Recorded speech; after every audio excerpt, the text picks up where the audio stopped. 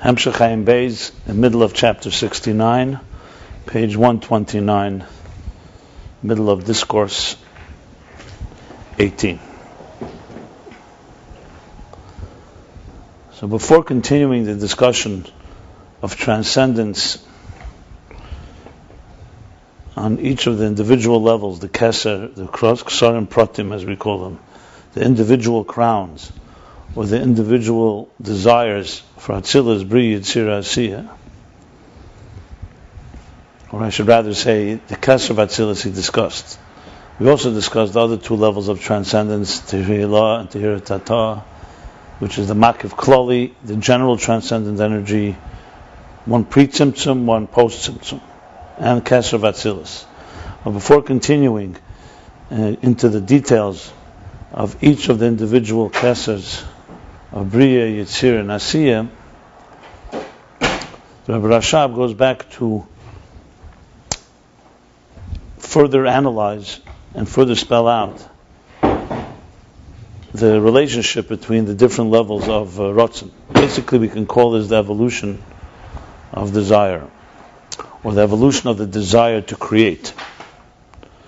So what we know up till here, up till chapter 69, we know the following. And we know this, as I mentioned several times. First of all, we're told by sources that are reliable. It's obviously the basis of our entire sitting here in the first place, which is essentially Torah study. The Torah tells us things that we rely on, but the Torah doesn't just expect us to accept it, period. The Torah wants us to understand it. So it's also, this is part of the plan, is that we comprehend these ideas. So it's not just the Gzeres HaKosuv that says there was a Tzimtzum or there was a Kav. These are part of the logical process which God embedded into existence. So just like scientists can study the universe and can predict things based on rules and laws, you don't just say, hey, God can change his mind every day. God bound himself. Ayin Beis, he created laws of nature, created laws of existence, and a structure that goes all the way to the top. So therefore, we also can extrapolate from what we see in reality here. We can understand things as they are on the other side of the curtain, so to speak. Like I discussed yesterday, that you look at a result, you see its effect. I'm saying you look at an effect, you see its cause. You can't always see the root, but you can sometimes see the root through looking at its impact.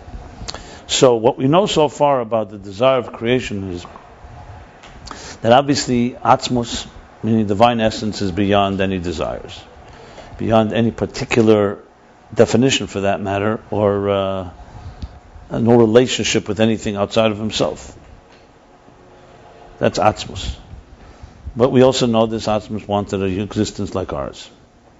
We know this, it says, Bereshis bara Elokim hashamayim v'haaretz. So therefore there is a stage, I don't even know how to really call it because it's not really in time, but there's a place where we call that a desire arose. But as I discussed earlier, there's a stage, Kaidem Aleis HaRatzon, where you can't even talk about desires. We also know that there's a level before desire called Ein Sof, which I would say is like a type of invisible screen. Think of it like an invisible field of energy, where everything that emerges will be in this field of energy. So this is, we'll call it divine consciousness. So if Ratzon, even though Ratzon, as he says, not a koyach prati, it's not a particular faculty like, let's say, Chochmah Bina, which has a place where they rest and they function at the particular function, but it's still a particular name. It means Ratzon. It's not Tainug, it's not Chochmah. So you can't really identify it with Ein Sof. Ein Sof would be called, the best way I can explain is like, think of it like an invisible quilt, like an invisible field of energy. Seamless. In this quilt, you'll have all kinds of things that are going to begin to emerge. One is Ratzon. It's like he says, Eir on its own has no name. If you're going to call it a name, which means, as he put it more specifically, once you talk about Spashas Eir, in other words, you're not talking about the essential concept of the field of energy, then Ratzon is the closest name, because Ratzon still is, all its interest is being an agent of the essence. Meaning all it's doing is the inclination, or the hatiyah of Amshach, as he puts it, of the expression of the essence. And then the Ratzon itself is desires for a Chachma, for a Bina, for a Chesed, Gvura. and so on. So this is what we know till now.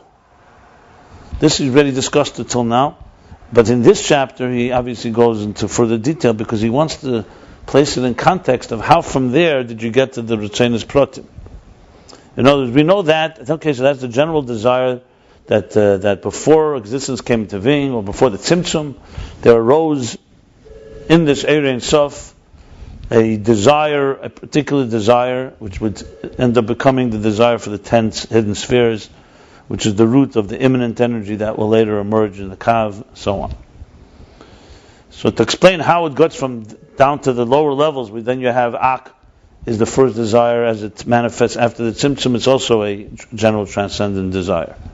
Then we have the Keser of Atzilus and Keser of Bria. So he's going back to the source and breaking it down in further detail, which is what we learned yesterday. And to sum up briefly what he said, was he began by speaking about the different individual Kesarim and connected it to Birchas Yetzer, what we say in davening. That all the levels are hinted there. So we say, Adenu Zenu is Atzilus, Tzum is Gavenu is Bria, Bagin Yeshenu is Yitzira, and that is the Keser of each one, and Mizgiv Ba'adenu is the Keser of Asiya. To understand this, he went back now to how it began. So we have the Zohar, Bereish Hermenusa Damalka, as he puts it, Betchilus Reshus V'rotzen HaMelech. So right there you have a stage, a beginning stage, Bereish, the beginning. Betchilus Reshus, when the king, so-called, decreed, or with his permission, gave permission and desired to create. So he explains, what does this mean? This implies that there's a state before Bereish Hermenusa Damalka. As he says, Atzmus Ein Sof, Ein Shaykh, Ein B'chinas Rotzen Adayin. Atzmus, you can't call it Rotzen. And here he again cites what I just said, referred to in earlier chapters, because at the end of the day, Rotzen is a Inyan Prati. It's a distinct name, a distinct entity. This is vital because I think I'll mention it again. One of the Chidushim of the Alter Rebbe was that when the Rameh, Menachem Azari of Pano, who's a great Kabbalist, interpreter of explanation of the Pardes of Ramak, Italian Kabbalist, he is the one that asked the question that we learned much earlier, if you recall. What does Ein Sof mean? The Tikkun Zeh says, Ein Sof l'mayla adin keis l'mata adin tachlis. L'mayla adin keis l'mata mata adin tachlis. What's Ein Sof? So if you recall, he said it's not Eir of Ein Sof, the Eir itself is Ein Sof. But he continues on, and he proves it what? Because there are many things that are called Ein Sof that could be with God's desire. They're Ein Sof, but they have a beginning. Right, exactly. And that's one reason. The second reason, because it's Hispashtus. Because Ein Sof suggests Hispashtus and Etzemen and Hispashtus. Those are the two things. But the first key, so what is the Rameh's conclusion? So you have to say there's an entity that's called Ein Sof, that's not Atzmus. His conclusion, he calls it Rotzen. He calls it Rotzen Elyon. The Alter Rebbe comes and says you can't say that. It's quite a number of sources. The Alter Rebbe says clearly you cannot say that because Rotzen is a Darga Prati. And actually the Ramak, there's a Machlekes in this by Kabbalah. This is brought by the Alter Rebbe, and the Tzemach Tzedek really elaborates, and the Rebbe Rashab and Samach Vov, and the Mamorim Vayelach, and the next two Mamorim after that, so it's Chukas and Adam Ki Akriv. The Ramak says you can't say Keser is Ein Sof because Keser is a level, so you have to say Ein Sof on Atzmus. But there are problems in that as well. One of them is Ein Tchila. So there's an explanation sometimes that Ein Sof doesn't mean actual Ein Sof. It means, figuratively speaking, who's the real Ein Sof is Atzmus, which is true. There's nothing more Ein Sof than Atzmus. However, more specifically, Ein Tchila is a better description. But you can't say God is not Ein Sof. It's just not the. But however you twist it, but that's one reason that the Ramak. I mean, that actually supports the Ramak, because the Ramak means Ein Sof. It means Ein Sof Amiti, the ultimate, infinite. Not so much emphasizing Ein Sof Ein Tchila, which would really. But the main problem with the Ramak's position is then we're dealing with Atzmus again, and then the question becomes of Shinui: is if Atzmus is involved in the process, how does it not affect him? So we have the dilemma. Is it a level outside of Atzmus? Then it's a level, and how could you call that Ein Sof? You can't call something a level Ein Sof. Because Ratzon means, by definition means that there was a stage before Ratzon, etc., etc. So Alter Rebbe is Mechadish Eir, the level of Eir. Even though the word is used, but they're emphasizing that there's actually a state called Eir. Eir, that's why I called it a field of energy. So like he says in some Mavav, and also here he said earlier, Etzem Eir is not Ratzon. So in other words, because we'll just carry the question over. If Eir is another level, so we're back to square one. So why can't you say like the Rameh, that it's Ratzon? Eir is a complete field of energy. All it is energy. It's divine energy. It doesn't yet have even a sphere in it, and it can have infinite spheres, or no spheres at all, and no Ratzon yet either. So there's this stage called Eir. Then it's called this Etzem Eir, and there's this Pashtus Eir. And that's where everything takes place. So here you benefit both things. That's already, that's where Ratzon, probably Pashtus Eir itself, probably there's levels. But generally speaking, he said that Ratzon is in his Pashtus Eir, and Etzem Eir is in Ma'alim Mishem. So what do we benefit here? This is what it says, the Alter Rebbe says clearly. We benefit that we don't have to deal with Atzmus directly, because Eir doesn't affect the source. Eir is like the sunlight, like he said earlier. It's detached. On the other hand, you have something that's not an entity yet, because Eir is completely bottled. See, Ratzon, by definition, because it's a name, yes, it's true, it's an expression of the soul, but it's one step below. Eir, you can say, is Atzmus, however, Atzmus as it's in consciousness, as I just explained. I mean, this can require more explanation. I just wanted to clarify because he's speaking here. So therefore, bottom line is we've concluded that Ratzon is a specific entity. He says, he qualifies, even though it's not like a specific entity like Seichel. Nevertheless, it's a mahus. It's not a mahus keich b'fnei atzmi, he says. But nevertheless, it is what he calls it. The words he uses. It's an inyan prati, keich prati. And I'm sorry, no. Inyan prati. That's what he says. He calls it an inyan prati. So I'm just saying, to really fully understand this, it would be good to learn the end of Vayelech Samachvav and Achsheis Chukas and Kimcha. And also what he said earlier here. So Atzmus, however, is L'mayla Mezev and Begeder Ratzon Be'etzem. Not the Gedder of Ratzon. Like he said before, that Etzem Eir is Ein Sof Mamish. Shem by Shaykh by Shem Ratzon. And Ratzon is only Rak B'chinas is Pashtus Eir. Okay. So bottom line, going back now to the Zayar. Well, before we go to that, Be'emes, I'm just summarizing. Be'emes B'chal Ein Shaykhin in Dover B'chal V'le'in Amshach Be'ez Dover. So there again, there's a clear distinction. Eir Ein Sof. There's no dover. There's nothing to talk about. There's nothing. You're not being drawn to anything. All it is like sunlight in that sense. I mean, the sunlight ultimately has its limitations, but in that aspect of the example, it's an expression of the essence. Ratzon is also going to express the essence, but Ratzon is already a defined expression of the essence. You said it's like a field of energy also. You can call. I didn't call it a field of energy. I would say in the field of energy, Ratzon emerges. Yeah, I call that a field of energy. Because when you read it clearly, it almost looks like this. I mean, I'll just use an example. It's a little example, like my little from physics. When we look at the world, we see a bunch of fragments. You see a table, a chair, and this and this.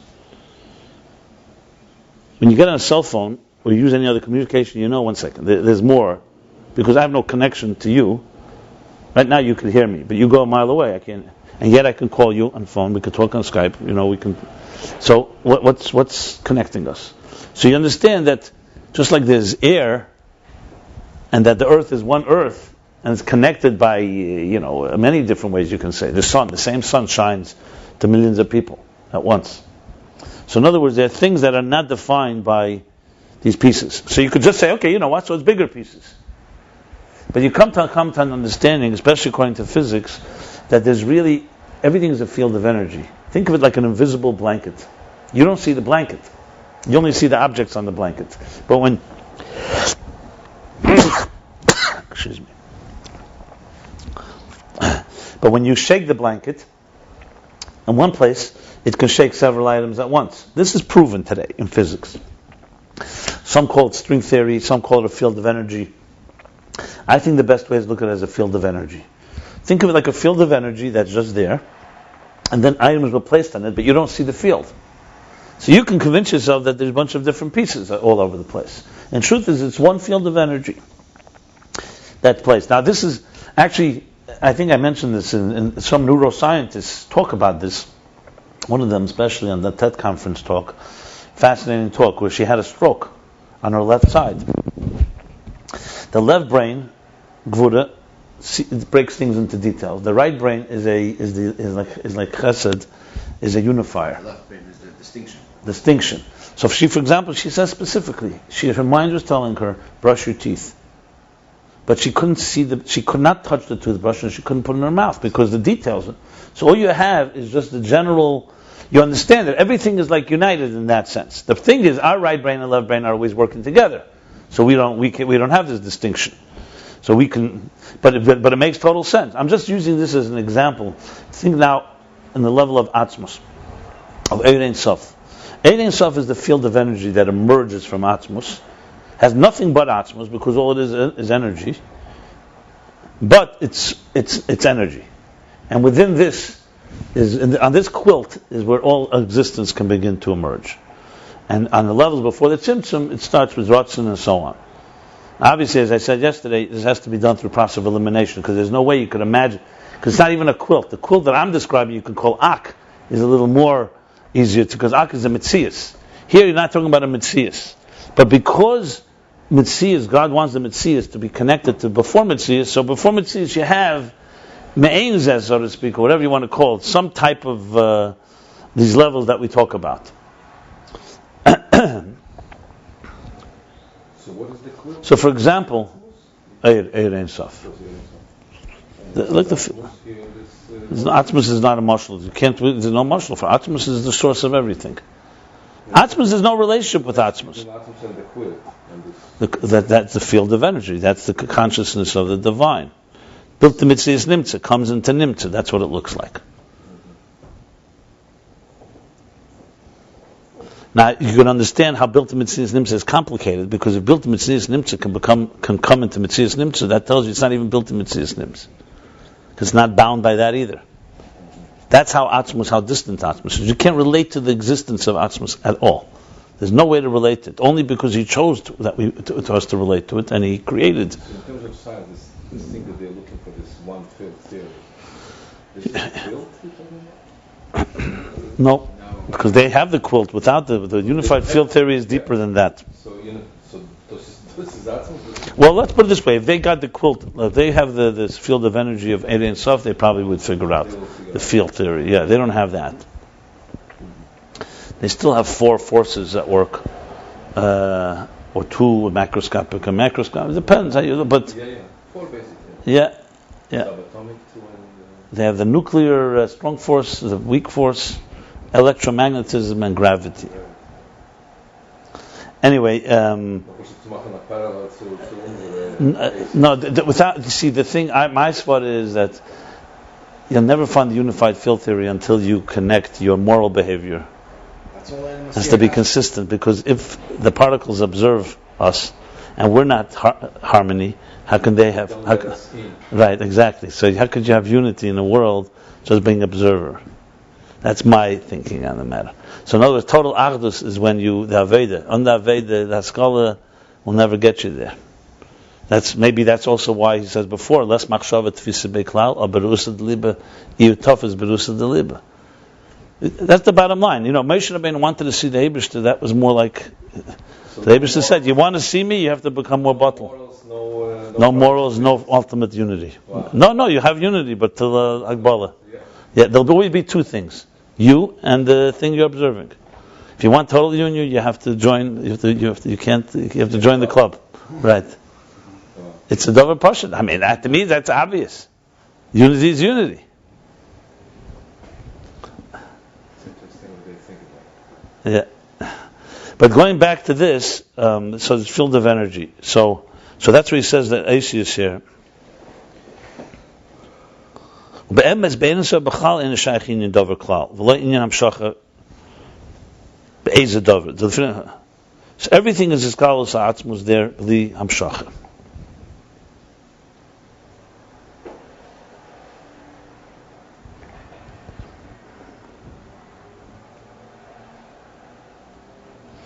And then it goes, and what we say, hamshachas ha'atzmus v'izgalus ha'atzmus, how ain't hamshacha v'izgalus mamish. Ki hakol b'atzmus, v'lo le'eza dover. M'komakon gam... Okay. So San is galus mamish or hamshacha mamish.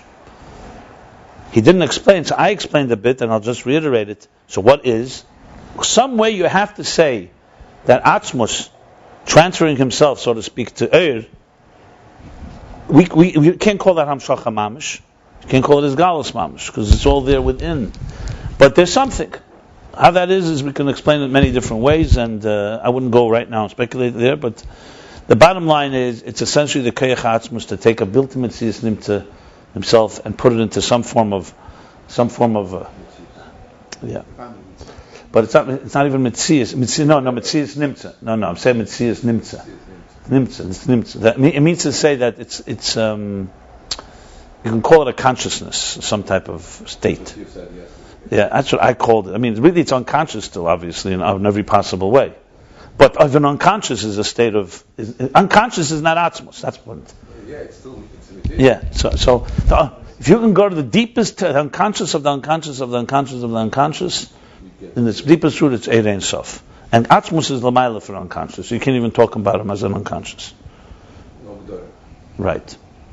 That would be a psychological way to put it. Yeah. No gdorim. Not only no gdorim, he's not unconscious. Unconscious means the conscious, and the conscious is rooted in the unconscious, except you can't see it, or it's in a state of probability, whatever.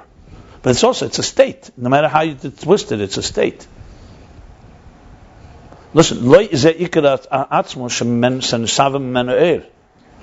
that also. So it is not a necessity for atzmus. But on the other hand, Eir has nothing else but atzmus.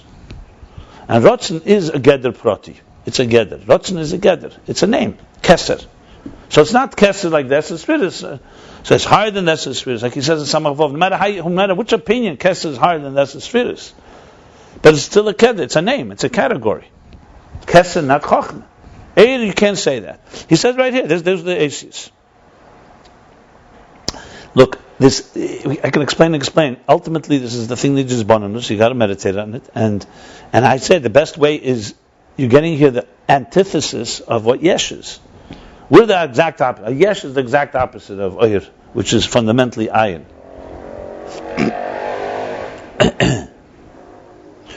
Remember, then the day, all the examples that we call Oyer are just examples to help us understand what is this thing that has no substance of its own, but it's not the essence itself.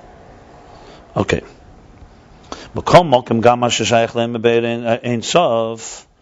Nevertheless, even though there's no levels up there, there's no hamshacha mamish, there's galus mamish, nevertheless, that which we're capable of saying, Ein Sof, Ein Shayach Ba'atzmus.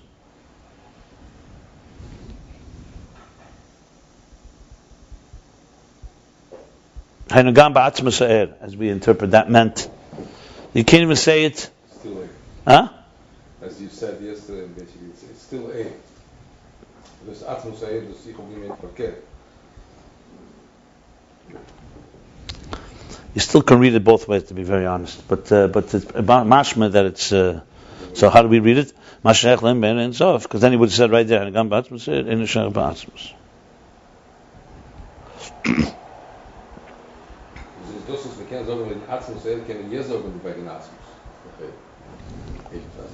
How do we decide it means? That gam mashach lem ben and sof, in the shach ba'atzmus, and also atzmus sa'ir. In other words, Ein Sof you can't say an Atzmus Sa'ir. You should doubt that ever, that there was another level before Ratzim, which is Eir. It's exactly what you're saying in this line. You guys read it that even in Atzmus Sa'ir can be so dass es nicht kann sagen werden Ein Sof. You can't say the word Ein Sof. Oder verkehrt. Whatever it is shaykh to say by Ein Sof. Is das nicht shaykh zu sagen wegen Atzmus? That's why we created the level of Ein Sof. And also not an Atzmus said. Not even an Atzmus say. You cannot say it about Atzmus. Whatever is in Ein Sof, you cannot even say that an Atzmus say. Das heißt, das, was man kann sagen wegen Atzmus, kann man sagen wegen Atzmus. Zurück. Yeah, well, it's still. Atzmus is Atzmus similar to Atzmus. Moshe Takor. Moshe Tankara. Wegen Atzmus kann man sagen, dass viel das, was man kann sagen wegen Atzmus. Und du sagst nein. Mashe Ein Sof Atzmus.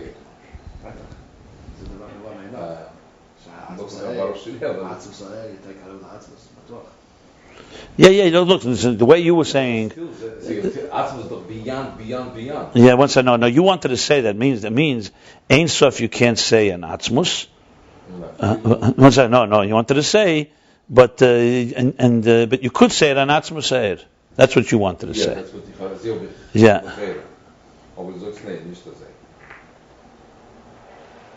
He's trying to say, "Come, I'm not shaykh lem by Ein Sof. Geheine gam ba'atzmus say is Ein shaykh ba'atzmus.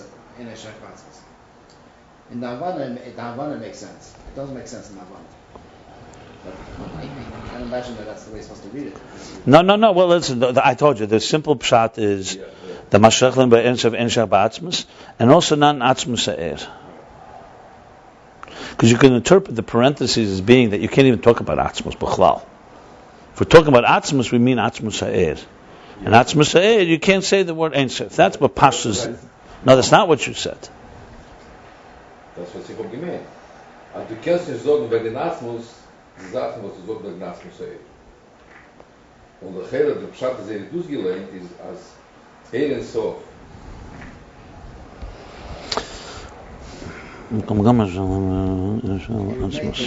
It would read beautifully if it would say in Kam Gam Shach Lema Bein and say Haine Gam Ba'atzmus say Ein Shach Ba'atzmus. Grammatically right, yeah. But it doesn't say that. That's the thing.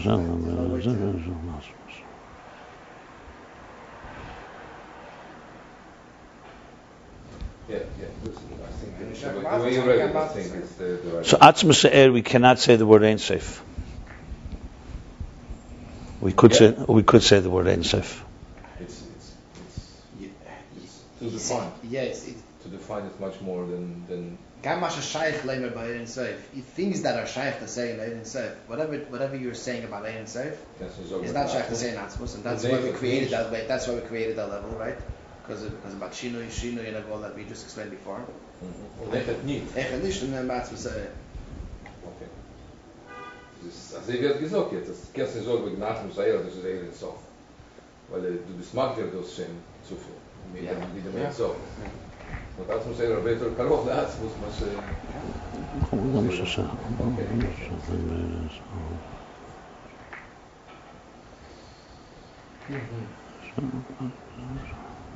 You started off the class by saying that the Alter Rebbe and the Ramam Yechon, the Alter Rebbe put it in another level, right? Yeah. It's exactly this line now. And that's exactly this line.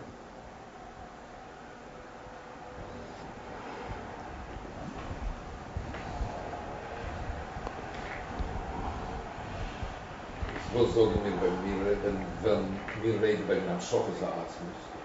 Schofes Atzmus ist... Einsam Schofes Atzmus. Okay, אפשר לדבר עליו במונחים של המשכה וגילוי. By the way, I wouldn't say the way you said it. I said yesterday, Mashashayach lemer ba'er, not ba'er Ein Sof. Mashashayach lemer ba'er Ein Sof. That's how you read it. Okay. So that means Ein Shayach ba'atzmus. In other words, the word Ein Sof. Yeah.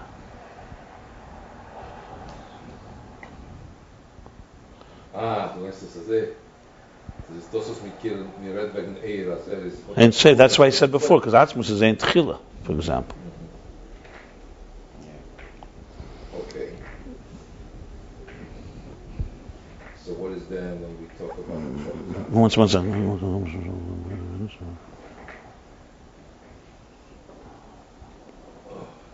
That's for sure, it's not Shach to say Ein Sof, right? It's not even... And even that's to say it's not Shach to say Ein Sof.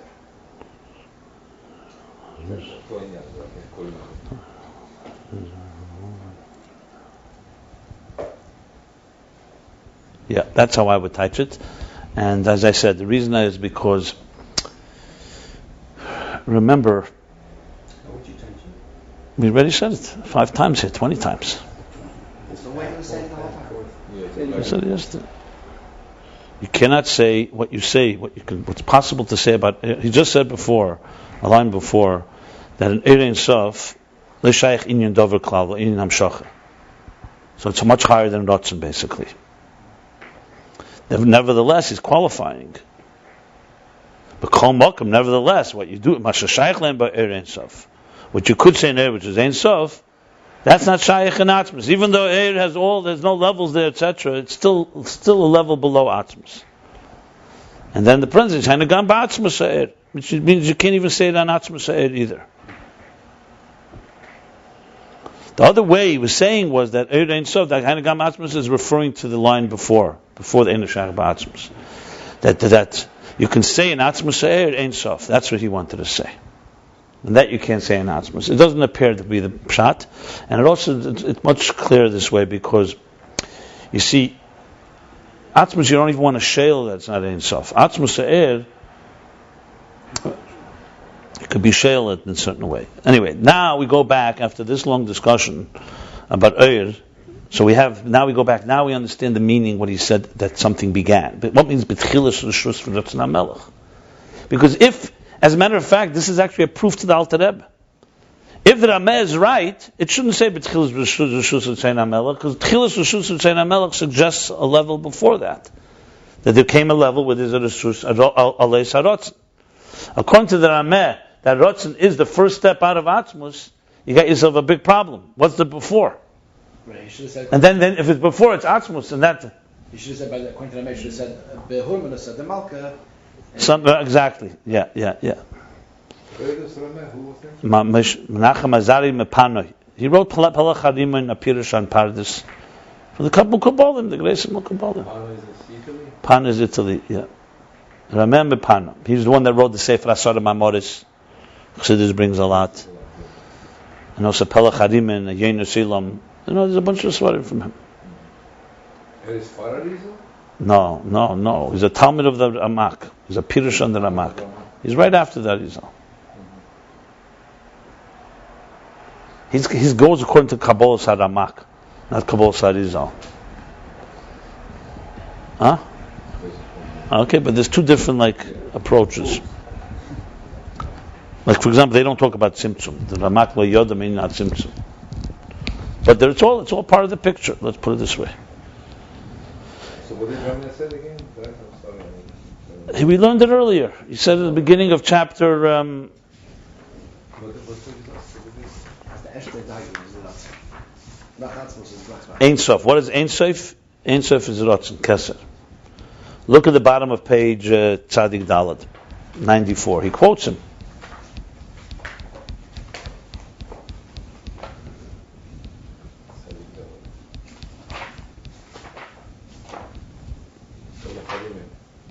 Yeah, Pelach Harima.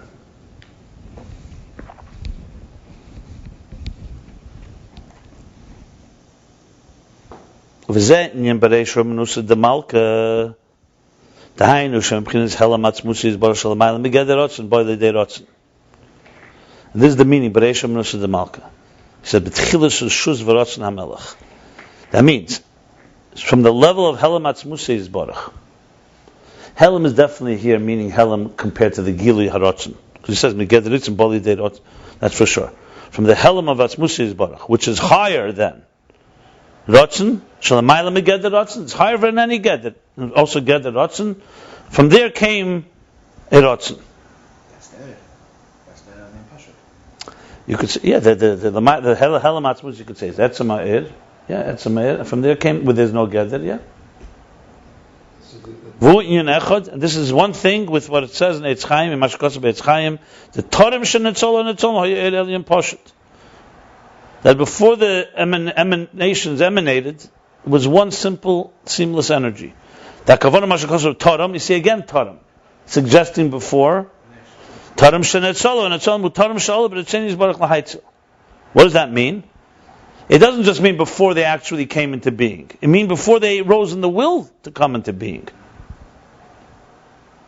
That's the chiddush here. So, because you could touch the Eitz Chaim, you know what? Before the Tzimtzum, which brought down everything in emanations, it was Eid Elyon Pasha. That's a simple touch. That's when you say Eid Sof. He's going further here. No, Eid Elyon Pasha is a level before the Tzimtzum Gufa, before the desire for Netzalim, which is the 10 hidden spheres. Which is before the Tzimtzum. Before that, there's Etzem Eir. That has no Gedim. So and there it arose, yeah. There's Esses Rizganos, before that is the Natzer, and before that is the Eid Elyon Pasha. It's even more than that. If you remember, there's spheres blikets, and there's no spheres at all. For this. Like it's similar to what he said before. Kedem alei sarotzen. No, because the truth is, earlier he said the rotzen for this is spheres agnuzis, and the spheres agnuzis are more or less the same. Look, it depends how you break it down. Obviously, if you really break it down, it's that the Eir HaBligvul, Shir Atzmei B'Keyach, through rotzen, the Eir HaGvul. So the 10 spheres b'poel is Chochmah, and rotzen for Chochmah is already, correct. Yeah. I mean, absolutely, that's correct. Actually, how you count the levels, is it 3 levels, 4 levels, 2 levels? Yeah, but that's not... Yeah, but yes, it's correct. That's how it works. In other words, whatever happens after the Tzimtzum, how things process, happens there, in the same, it's exactly mirror image, but in the level of, we call the unconscious. That's really what's going on. Yeah. So I'm saying, so you could see from, in a way, this is a beautiful explanation, but Psadi is alakah. Why? Because alakah you can't relate to. But Psadi is shaped in this image of alakah. So if I see how I function, in other words, bottom line is, whatever a human being functions, everything from head to toe, you can find somewhere in the root. It's really the deeper meaning of halachta bedrachav. Mahu chan, hafata chan. In other words, basically we're emulating. We're created in that image, and then we emulate it, and we can understand it that way. Look, the eloquence of this is unbelievable, because it really means that everything in existence is going to teach you something about elokus, all the way to before the tzimtzum, not just on a lower level.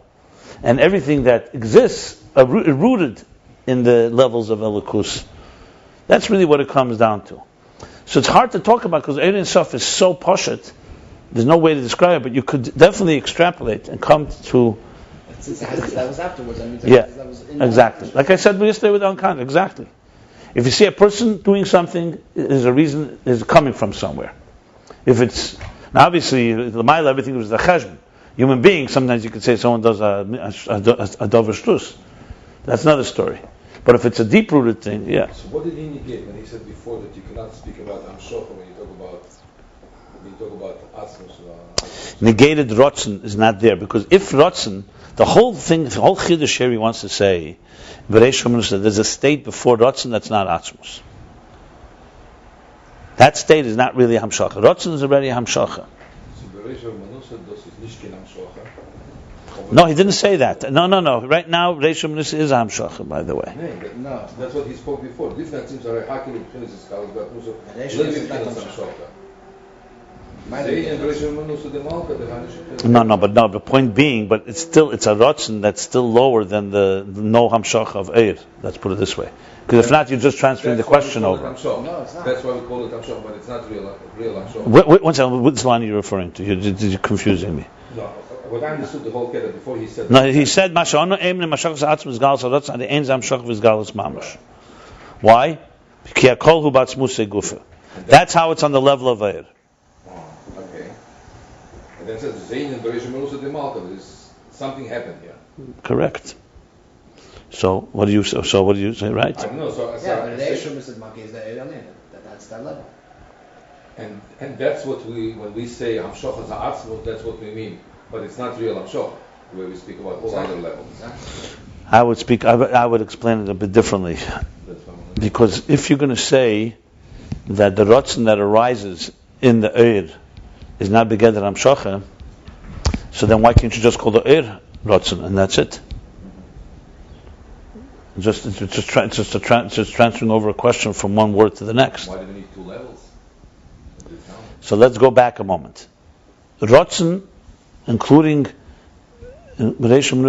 including that rotzen, is generally a geder prati. That's what he called it before. It's an inyan prati. There's a specific rotzen. That's why he could not call that ein sof. Remember, he said that clearly before, right? In the beginning, he said it. Yeah.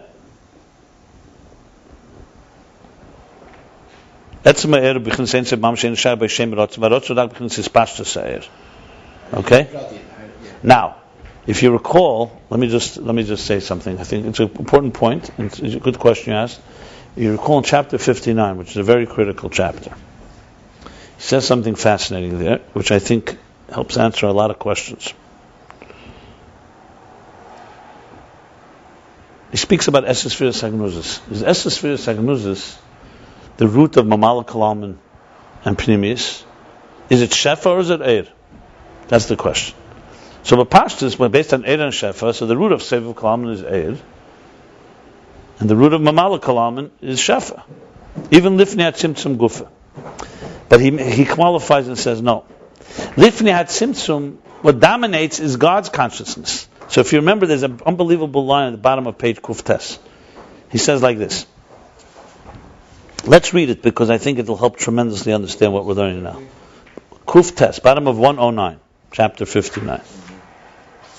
So he says like this. Okay, listen to this now. That's Lifnei HaTzimtzum. Now watch this.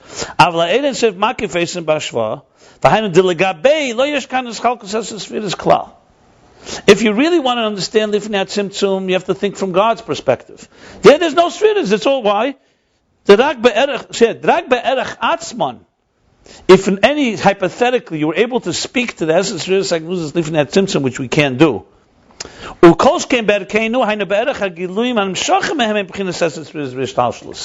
in other words, like that's why I said to you, we can only extrapolate. You said about the stairs, didn't you say that? Yeah. Hold on a second. One second. Let me explain. So if you're talking if you want to talk about what's really going on there, it's all Eir Ein Sof of Atzmus Alt B'Shava Mamish. But the bottom line is in that B'Shava Mamish, where everything's equal, the divine desire is he wants 10 spheres. So even though from his perspective it's all equal, but later when those spheres will emerge after the Tzimtzum, they will look and see, you know what? We relate to those 10 spheres before, even though it's a different perspective. So be'erech to the spheres themselves, and be'erech al keinu, as we see it afterwards, that's what I said. Yeah, because they have a fun. No, it's a hypothetical. It's hypothetical, but God wants that to be Chachma Bina. So because of that, there's a Chachma Bina. No, they don't feel. They feel the source. But the bottom line is, what's the difference in essence and Sagnuzis? Anyway, let's not go there. I explained that. It could be understood. It definitely could be understood because God wants it. So you ask God, it's all equal. You ask the Sfira, if you could, it's Chachma. I'm Chachma. God designated me a Chachma. Don't ask me why, and don't ask me what my role is. That's all. All I know is that God put a label on me called Chachma. That's what it means. It's not. It's hypothetically. I can't talk to the Sfiras. Even Sfiras of Atzilus are Gazim B'Yad HaChetziv. It's all God's control. We're talking, however, in language. That's why I said yesterday you can't talk about that level. All you can talk is how it comes out. So you can talk how the comes out relates to it. In other words, the bottom line, the gvul of the Sfiras after the Tzimtzum don't just relate till the Tzimtzum, they go all the way into the source. But if you ask the source sees it all as one thing. One second, but listen to this. Clear?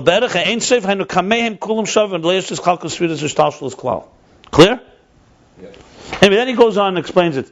And you know what he says? And basically what he says is that Legabi, the Shefa, that later becomes Shefa, Legabi Atzmus, that's Eir. Everything is Eir. It's only for us, it's like the same thing. It's all a relative type of thing. Now, let's bring this back here. That's what I think how you understand this here too. If you talk from Atzmus, from the point of view of Lifnei HaTzimtzum, Einam Shachav is Galus Mamish. Even the Rotzen is not. But if you talk from the perspective of the Rotzen itself, or after the Tzimtzum, there is, that's why Rotzen is not Ein Sof. That's the whole point. I'm just trying to bavoden. So it's correct. What everyone said here is correct. It's just I wanted to distinguish because first is a noim shach. Then he says, what's Bereishim Menusa? Is that a hamshacha? The answer is no. It's not hamshacha mamish because it's Eid Ein Sof. But it is another state, or else there's no Bereish. So another. But when can we talk that there's another state? Only after the tzimtzum. That's the weird thing here. It's almost like saying, the way I would put it is, it's almost like you build into a structure, something that can only be seen years later when your children will open it up and you built it in there. But when you look there, you will never see it. Understand what I'm trying to say? It's in the words also. In other words, there is some sort of Mshach Vizgalas. It's not Mshach Vizgalas mamish in the terms of the way we use it. Yeah. Hey, look, it's a Daka's dika thing, but it's going to be understood. That's clearly what he's saying here, for sure. So that's Bereishim Menusa. Or Menusa, yeah. Or Menusa. Rishus. So here we go. And this is also the Eitz Chaim. Tarim Shnatzon Tzon, Tarim Shalom B'Ritzein is Baruch L'Haitzel. I wish I was by Chazara that 100 years ago. I wonder how they would have understood this. Okay, so here we go. When Mashakot Tarim Shnatzon, Hainu B'Chinas Atzmus and Shosh Shalamaylam B'Chinas Rotzen. This was said. Of course, Rosh Hashanah. This was said the second night of Rosh Hashanah. Ayin Gimel. Everything was written and then said. All of it was said. What means all? Tell me what means by all. Till Vayigash till Vayera Ayin Vov when he left Lubavitch. Not the Kitzurim. No, the Kitzurim were not said. So the Kitzurim you're talking about? He's saying all of it. I always thought that Ayin Beis was just. No, everything was said. That's why there's beginnings and ends. He said it. And those it says. I mentioned this, but as on vacation, he even said a mimer, and he said the Mamorim.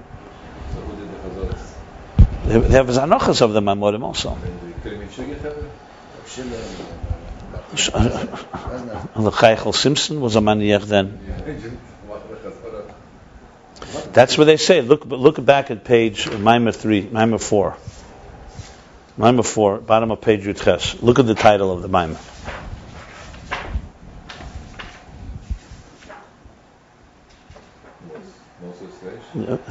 No, look at the title, not the title, the header above it.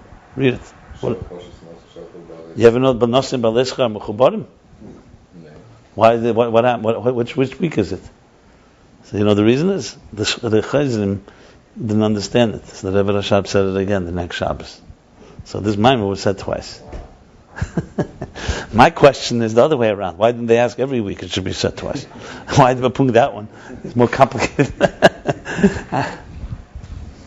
But the good news is we have it all in writing, and it didn't get burned. Can you imagine? Imagine right here, this line it got burned. It's hard. It's almost impossible to figure out that. Imagine if you don't have. Okay, so here we go. So that's also the Eitz Chaim Terem Shalom B'Ritzein. It also is proof to the Alter Rebbe's Vort as opposed to the Rameh. Yeah, clear. Yeah. Or else he wouldn't use the word British. Ukisha'ol B'Ritzein HaPoshut L'Haitzel Zeh B'Chinas From Menusa the Malka. And when it arose in this simple desire to emanate, this is the Rishus of the Melech, that's in Zayar. Not British, but that's Hurmas of all. You mentioned it yesterday. It's fine, yeah. Listen, the stage there's a stage before the whole thing. Before Alei Sarotzen, then there's Alei Sarotzen. And then there's Kishola B'Ritzein HaPoshut. I don't know if he's emphasizing it. It's not B'Reish, but it's okay, fine. The bottom line is this is the Rishus and Rotzen. It's already the Rotzen. That's in the Zohar. Okay.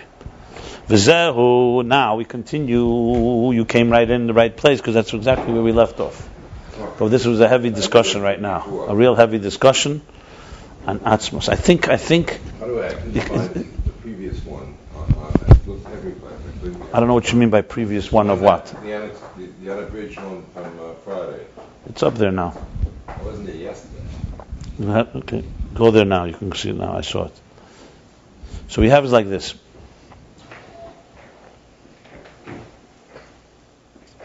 So you have a beautiful imagery, I think, of how existence comes into being. Again, we don't talk about Atzmos. Atzmos is beyond it all.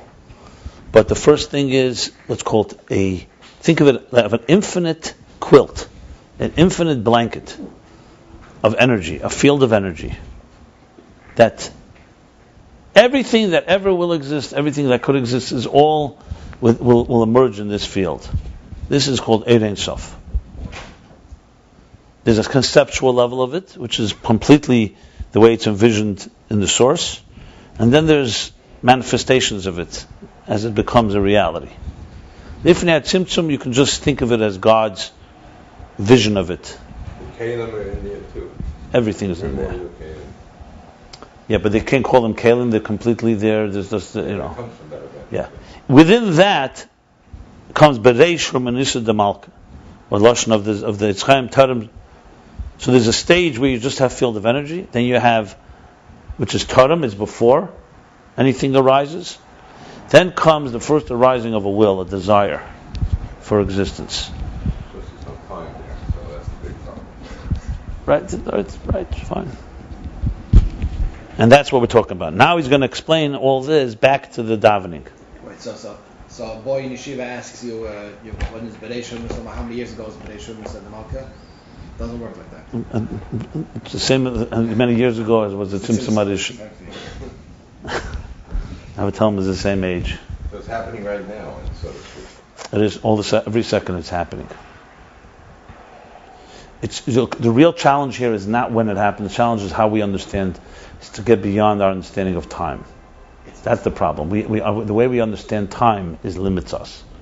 But remember, he said clearly in a Maimah earlier, many Maimarim earlier, he says that we really cannot understand something outside of time and space. Right, because we can understand that. Even when we understand it, it's also by negating time and space.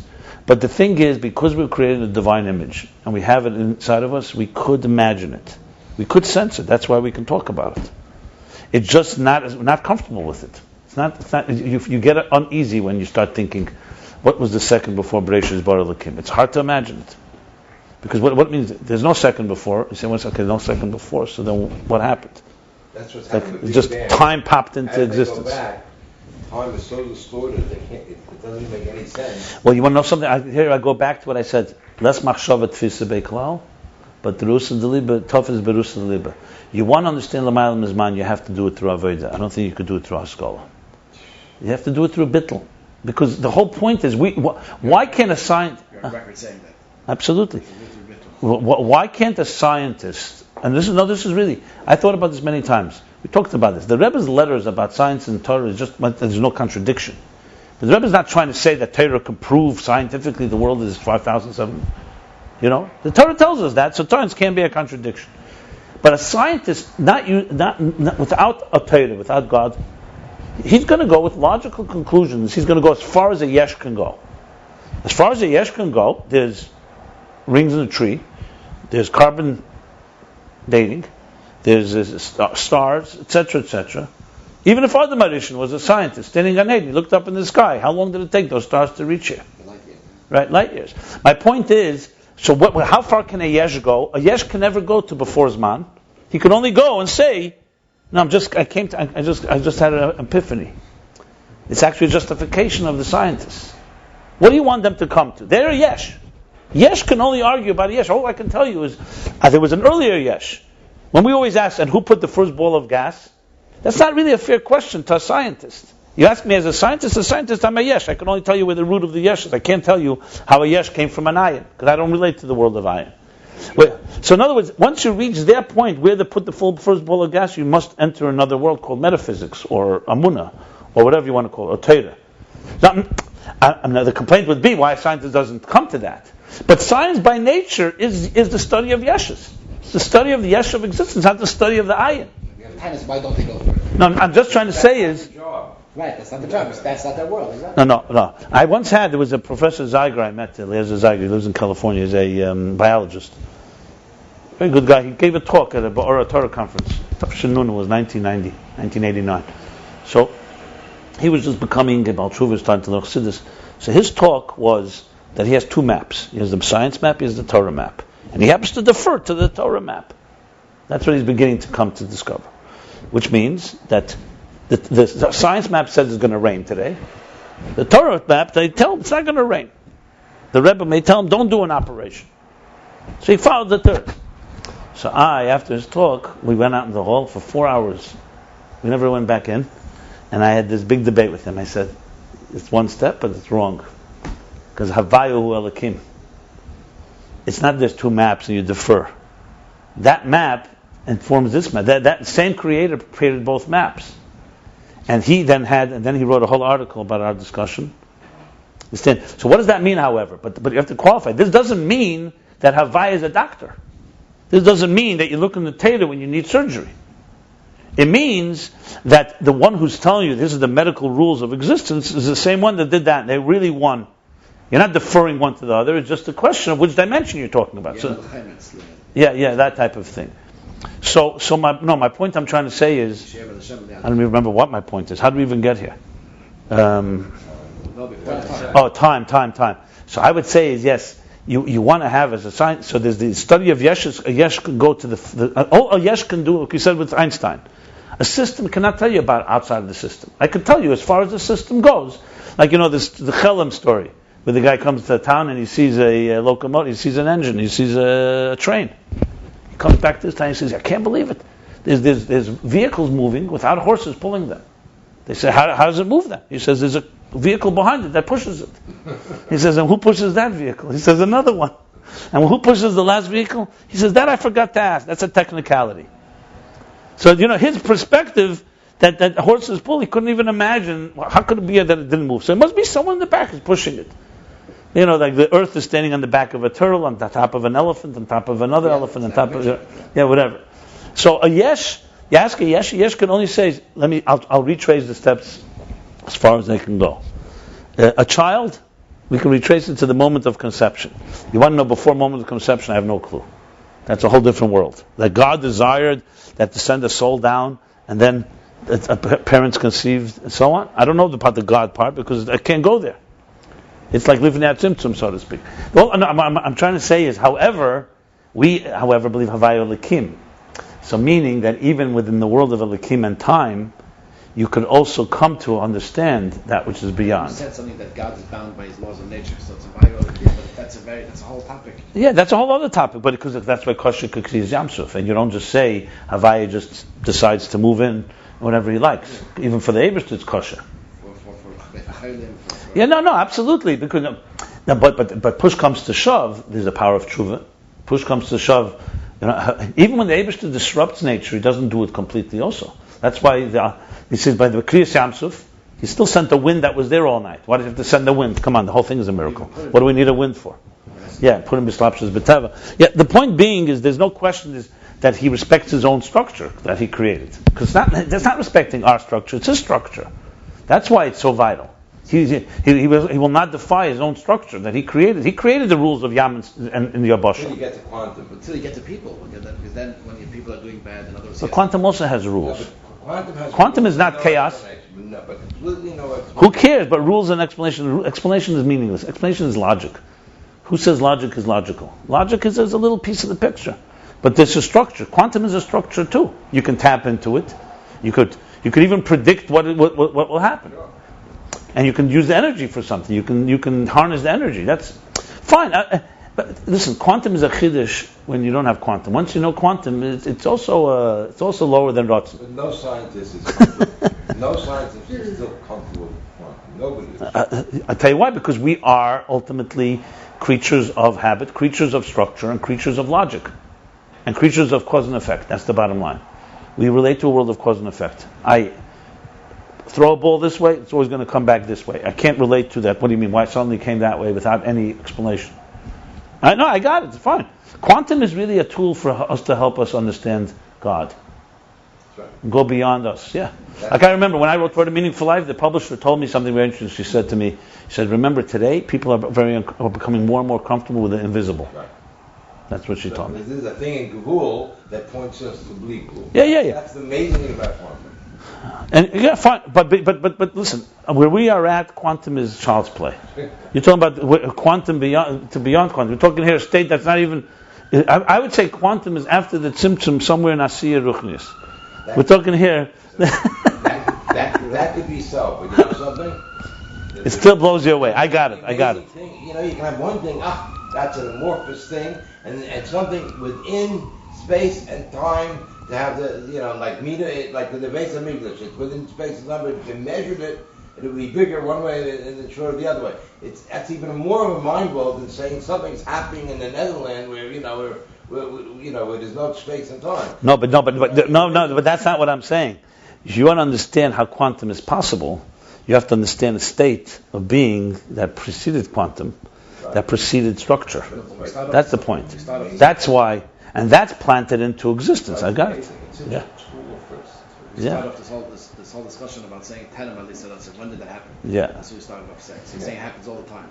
Now you can understand that God needs to reawaken his desire to have the world every moment. I would say it happens all the time simply as language for us to relate to. But if you really want to define... Listen, once he already had the desire, how could he say that the Tenem happens all the time?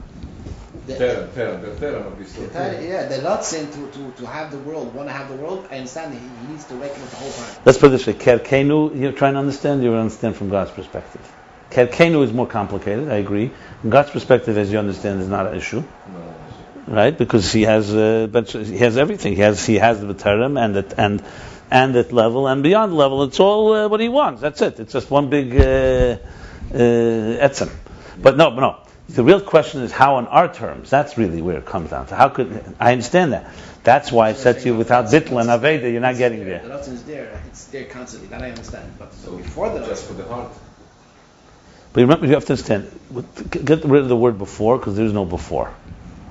Atzmus is not bound by Ratzon, and he's not bound by Eir. That you relate to? Yeah. Even when there is Eir, is he bound by it? No.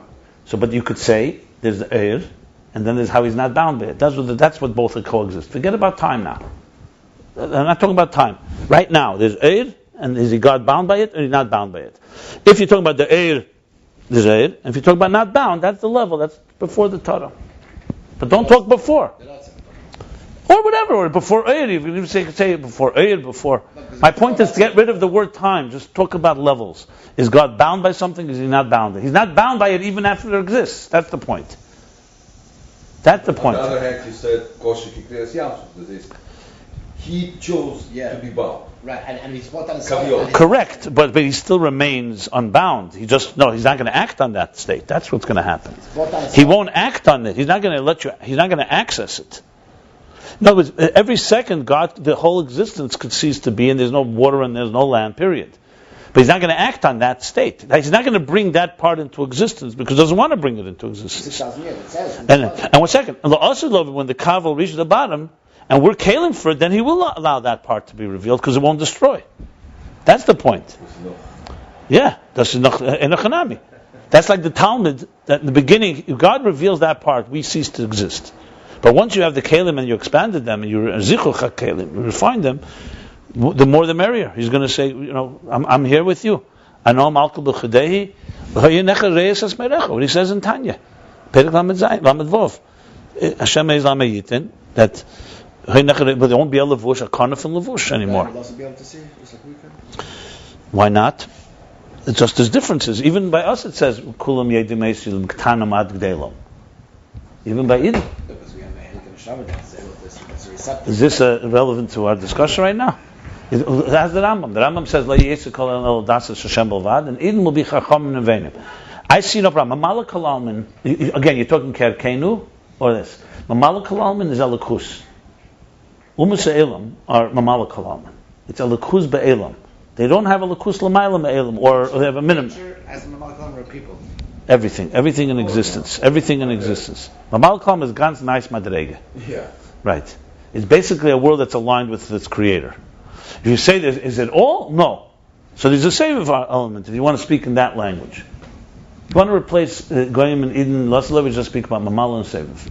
That way it's also non-racist. And Avayu Elikim, if you want to just make the equation even more complicated. The point I'm making here is that, look, the discussion about imagining things beyond time, there are many different examples for it. Right now, practically speaking, all we're speaking about is levels, stages.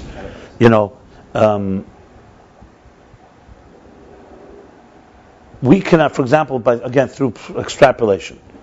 When I decide to take a stone in my hand and throw it, I'm invested in doing it. That's shefa.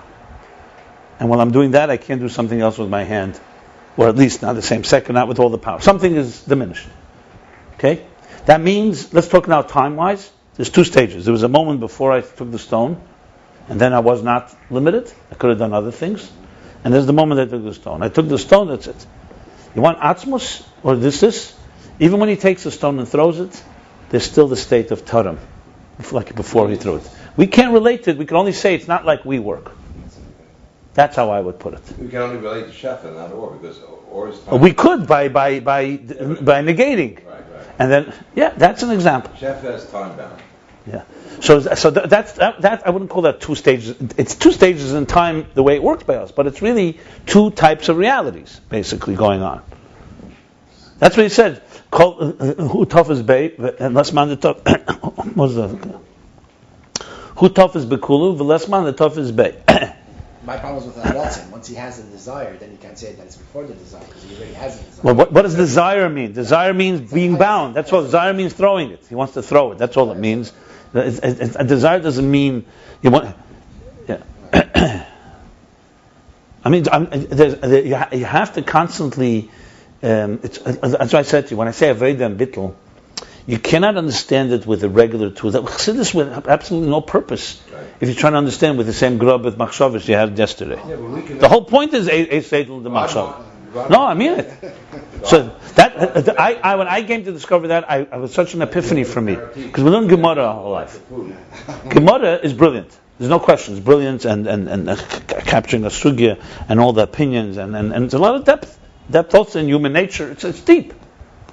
And no question about it. But in many ways, like Rabbi Zera had to fast 100 fasts to go to Talmud Yerushalmi, you have to fast 100 fasts to go to Chassidus, because Chassidus is exact opposite thinking like Shulchan Aruch and Gemara. There, they're trying to understand the yesh, so to speak, l'fi erech. It says, Alter Rebbe asked the question, that it says, it's Ilona de Tevara. How could you call Nigla Tevara? So he says, because it's Asik in Tevara, so maybe it's Asik in Veltish in Yonim. This is Eitz HaChaim. You start learning Chassidus, the first thing, I wish this would be the first thing I would open up my mouth before any mashpia opens up saying Chassidus even to a 13-year-old. Okay, then they may not understand. Is to say we have to have different rules when we start learning Chassidus. Just to even tell us that, it would have been tremendously helpful. Because for years, when I was 14, 15, 16, whatever I didn't learn much, but whatever I learned, I kept on trying to fit it in to the models of how we use seichel, which is tangible way of understanding things. And the truth is, the first thing you have to be taught is the untangible. Now, sure, a 13-year-old probably cannot seichel relate to intangible. But when you're 17, 18, you could. And the problem is, I think, is a training. In a strange way, I really believe this. If Chassidus, not the word Chassidus like a mimer, children think in intangible ways. Children have imagination. The problem is we screw them up because children, we force them to start thinking mathematically, tangibly. Quantum is not a problem for a child, by the way. I tried it on my niece. She's very smart. I didn't say quantum. I said to her, do you have a problem with this and this? And it's like I saw that right away. Her imagination started flowing, and she had no problem with two things being opposites. The observer fixates a thing. I mean, come on, it's like... You're not going to... Not seicheldik. Remember, they don't have seicheldik structure, but they also don't have the structure that blocks you from thinking that way. That's my point. Exactly. That's the point. I didn't say they'll understand it. They don't have... But if you... Like, for example, if you teach a child creativity, imagination, we destroy that part of it. What we do is we force the children to think very mathematically, structured, logic, and so on. I'm not saying we shouldn't have that, but there's the other element of it, the musical side. Music is very quantum-like, because it's not defined in hierarchies. I'm not talking about musical structure or theory. Tremendous structure. Yeah, but I'm talking about the sensations of music, what it does to a person. Why does it make you dance? Explain that exactly. So you can go into... So a scientist will give you the whole thing. What neurons it charges and blah, blah, blah, and the chemicals flowing. But we all know it's more than just that. I'm just trying to explain like simcha, the idea of natural joy. I mean, I can elaborate on this a lot, but Chassidus is a different way of thinking. It's a neshamadik way of thinking as opposed to a guf.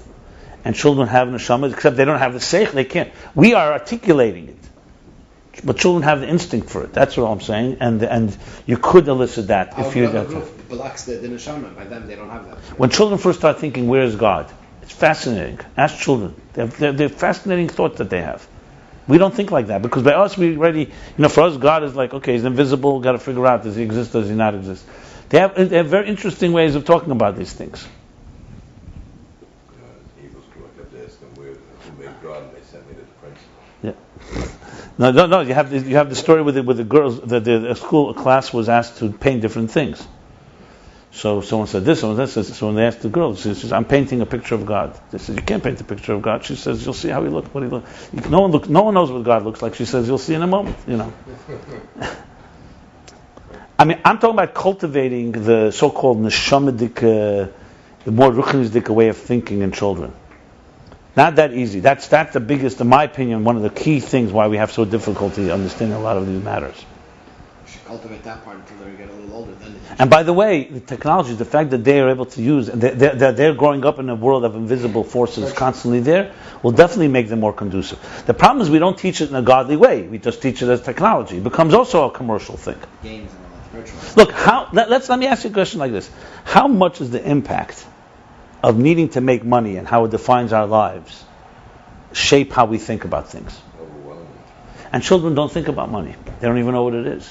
So they have the purity of not having to think about materialism as in survival you can't even imagine what the kind of clean minds they have. We think at the end of the day, you got to pay a bill. 2 equals candy. Am I not right? It's completely jaded. There's nothing to talk about. That when the Rebbe speaks about Hevel Shem Beichet, speaks about the years of Teroshim Noseh, when you don't have Daigas of Parnaseh. It's not just nice word. You have time, free time, learn. Your whole mind is not shaped yet. It's not jaded. It's not become contaminated. But then adults contaminate children. I always, whenever parents ask me to bless their children, I always say, "A blessing is you shouldn't corrupt them." The children will be fine if you don't get in the way. Even though they don't have They're pure. they don't have Yetzer Tov and yet. They're not Yetzer Tov is better than our Yetzer. You understand? They don't have purity. You connect to the purity of this. They don't have conscious nefesh elokis, but they have a nefesh elokis. That's God's fine. I would trust a child's nefesh elokis a lot more than I would trust an adult's. What it says is, because children are naturally emotions. If you let them be, they work by their emotions and impulse and so on. But children are not evil. It doesn't say anywhere that children are evil. That was the Quakers said that. What about original sin? No. Anyway, let's continue on here. The Rebbe talked about children. I remember a Sukkot night. The Rebbe said an example for Erein Sof Lifnei Tzimtzum. You want to know the example the Rebbe gave? You won't believe it. He said a child. Look when the Rebbe used the Eitz Chaim. He says Alien Poshet Mamala Kol HaMetzias. Look at a child when they're doing something. There's Mamala Kol HaMetzias. There's no room for anything else. They're completely consumed with it. That was the Rebbe's example for Erein Sof Lifnei Tzimtzum. I remember. He said it like in the middle of nowhere, just like Hazah Moshel. Lazak stav them. Like playing something. Why do you think that everybody has to go build a Beis HaMikdash except children? Al tigu b'Mashiach. Have it already. Not only have it because they learn it, because in a way they're higher than it. Because they're godliness. Mashiach. It's the purity. Look, in a world that's pure, you don't even need a Beis HaMikdash. The whole world is a Beis HaMikdash. Except then, Gufi, you have a higher level Kedusha. So the Beis HaMikdash is temporary new, but third. No, there's higher levels. If the whole world is Galakus, so the Beis HaMikdash is like in the Beis HaMikdash itself. There's the Esher Kedushas, the high levels. Let's continue here. 1 second. Okay, let's continue. We got to finish this chapter. B'zeu de Bascholis Psukkah de Zimra. B'zeu de Bascholis. This is a sentence that has to be read after a long so-called parentheses. B'zeu de Bascholis Psukkah de Zimra. What he's going to say is that before you talk about the Elamus, which comes later in Psukkah de Zimra, and Yetzer, which is going to be the 4 worlds, as called Psukkah de Zimra, we say Baruch Shamar. That's really what he's. Baruch Shamar v'haya Elam. He talks about the process. No, the whole point here was to discuss Yetzer, those 4 levels of the worlds, the Ratzon Prati in each world. But before you get to the Ratzon Prati, you first need to know there's a Ratzon Klali, that God desires it, and there's a state before desiring it. So that's really. I'm just giving the context of how you're supposed to read this. That's what it means. This line has to be read So he goes like this. Because the general Inyan of Psukkah de Zimra speaks about the creation and the bringing into being of the worlds. So it's the way the sentence is going. It's a little, but it's. So at the beginning of Psukkah de Zimra, before you start talking about business, you talk about Boruch Sha'amar v'haya elam, a general statement. When you say Baruch Shamar, Baruch, blessed is the one that said, and V'haya Elam, and the world came into being. What does this mean? V'neida da'amirihi belev. Amar, Shamar. Amira, it's known that Amira speaking, saying something is in the heart. Hainu b'makshava v'rotzen. That means in the thought and in the rotzen.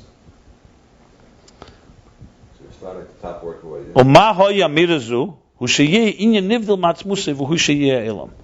And what did this Amira consist of? What did he say?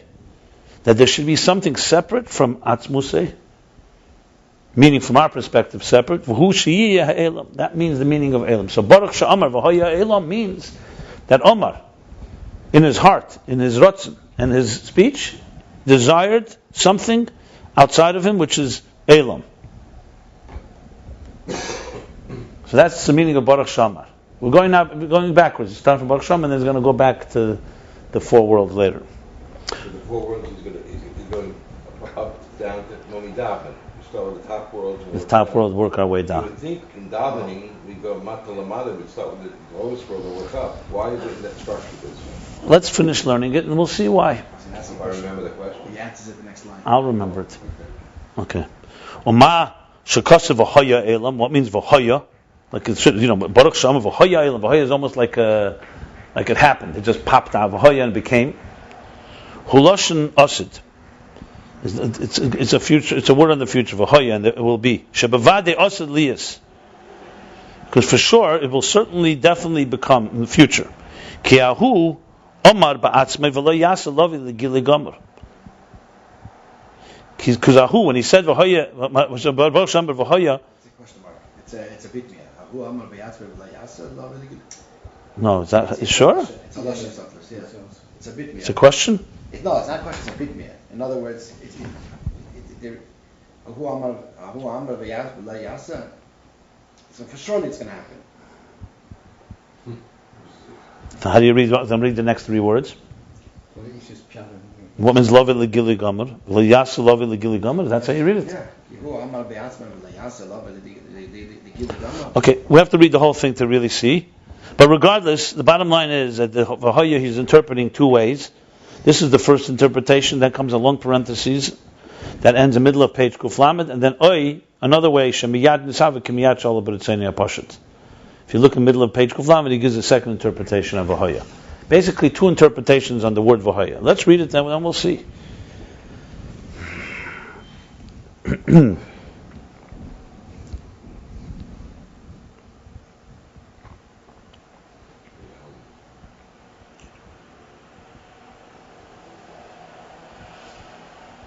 I don't know if I'd read it that way that you just said it, because then it shouldn't say the Gili Gomer. No, the Gili Gomer is finishing off with what he said before. And it's like put on a parenthesis. Okay, who Amar lo yasa kama love the Gili Gomer. You sure? Where's this expression from? You know this expression from somewhere? What is the expression? Hahu Amar ba'atzma lo yasa, that whole. Hahu Amar lo yasa, not the word ba'atzma. Okay, but it's a meaning a pella. Is it possible that he should say and it shouldn't happen? Right. Can you find that lashon? Find the lashon. How come there isn't a comma there? He doesn't, because a lot of that place is not. This place is not so. There's no real rules in that. V'yesh leimer, now in a parentheses. Mashakosa v'hoya alpi mashakosa mokamacha. We can say that what it means v'hoya, because it's pashtus. It could have said Baruch Sha'amar. Blessed is the one that speaks. V'nivra ha'elam. Simple. And the world was created. V'hoya elam is, number one, sounds like almost like a passive, like a distant v'hoya, and it's just like, and the world came to be. Well, how they translate in the Siddur Baruch Shem v'hoya elam. So he's going to explain now v'hoya in the parentheses, in addition to what he just said. So lashon asid v'hoya, and it will be because definitely it will come to be. The world came into being. Okay, so that's like an action. That's not asid. That's not He lashon asid. spoke and the world came into being. V'hoya. Okay. V'yashlem mashkasav v'hoya al pi mashkasav makamachad v'hoya eisius havaya. We can say that the meaning of v'hoya is according to what it says elsewhere that v'hoya is the same letters as havaya yud ke vav ke. Rakshe eisius vav ke kedim leisius yud ke. In v'hoya, the order is different. In yud ke vav ke yud ke vav ke. In v'hoya vav ke yud ke v'hoya. The eisius vav ke hoya meire etzlam al hasimcha. Etzlam? Who's Etzlam? Okay. Because the word Vavke is reflects and what's the word? Indicates to them on joy. Who's the Etzlam? Okay, let's see what Medrash Rabbi. Like it says in Echa, the Medrash Rabbi in Echa. Hoya tzareh l'reish. Tzareh means tzar, like lashon meitzar. It's oppressors. Oppressors.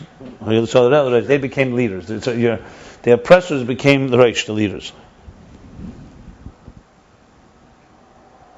Loi amrit ve ele va amrit. So It doesn't say v'ha yitzareh al-reish. it says hoya. It doesn't say ve ele veha. Vovke amrit. No, not v'yu. It doesn't say v'yu. It says v'hoyu. Huh? I think that's what he means. It doesn't say even v'ha. It says ha yitzareh. I know. Yeah. To look in the Medrash. But the bottom line is, V'hainu shezeu hasimcha sheizgal asid. Okay, that's the Etzlam, is the Medrash is referring to. It's because it's referring to why Vavke not v'yiyu.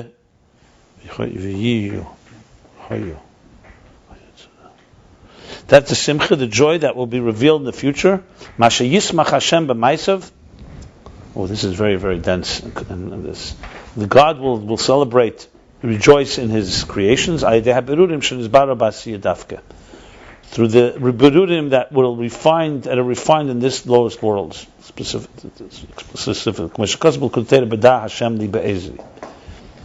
Like it says, I would have to look it up, and I will look it up.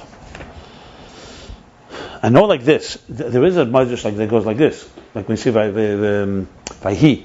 Kol Malkum Shenem Vayhi is Lashon Tzar, and Kol Malkum Shenem V'hoya is Lashon Simcha. I think that's what he's going to. Like Vayhi b'me'achash feirish.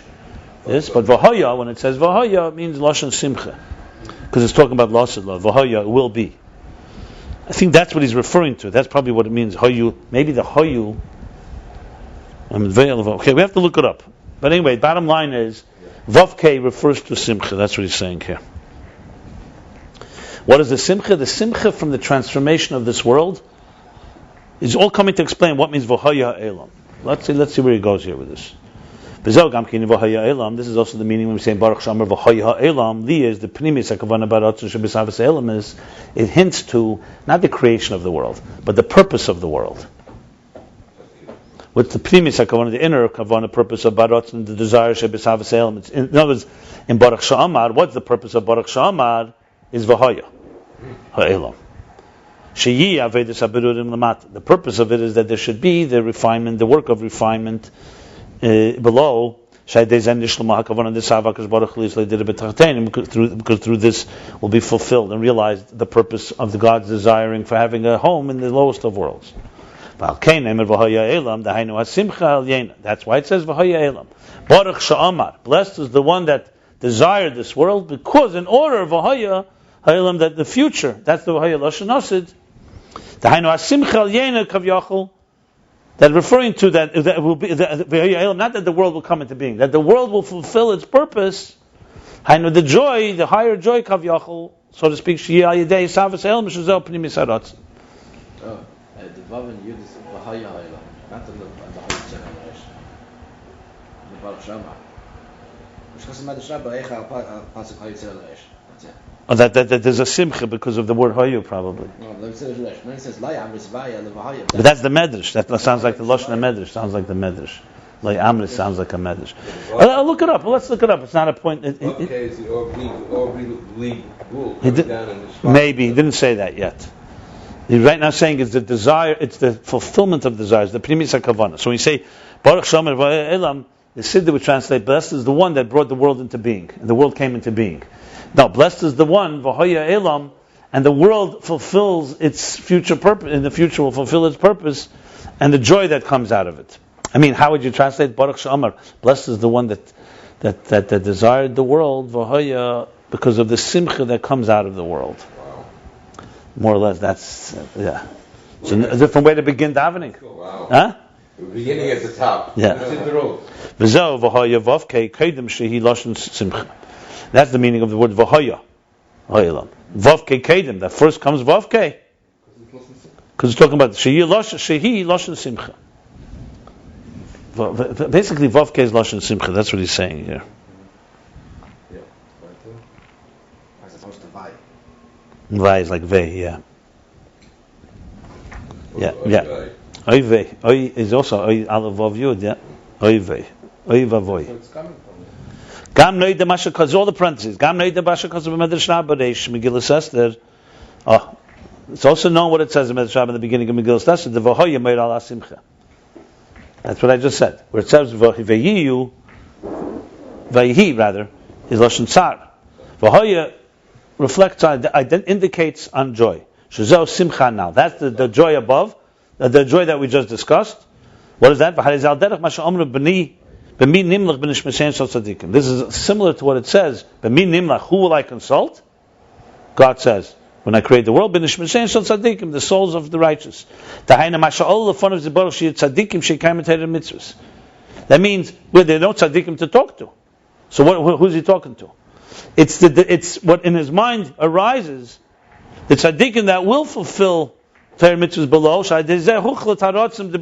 because God envisioned that joy, that simcha that he gets from it. You see, now he's going back to Torah, the reason that this is all about what causes the will to come into being. Exactly. Very good. So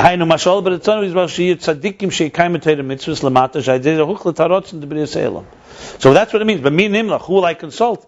Now he's actually consulting me. Who determines? It's like nimlach from the word where he said huskam v'huchlat, like before he said reshus v'rotzen hamelach. Solidified his. Right. I'd say more than solidified. It's because of that, the nishmasein shel tzaddikim are the ones that brought that into being, that rotzen, that huchlat, the determination for the desire to create. That's similar as the thing of v'haya shebahar rotzen l'savus yesh by l'savus. Yeah. Then the desire, because in the desire to create, to bring things into being, yesh by primi savus yesh. Yesh by primi sarotzen. There's the inner dimension of the desire. He's emphasizing inner because there's the outer desire. The outer desire is for the structure, because he was talking at length about envisioning the structure. But what's the primi sarotzen? What's the inner dimension in this desire? Says the joy kavyachol b'avedis haberurim. The joy, the celebration of the work of refinement.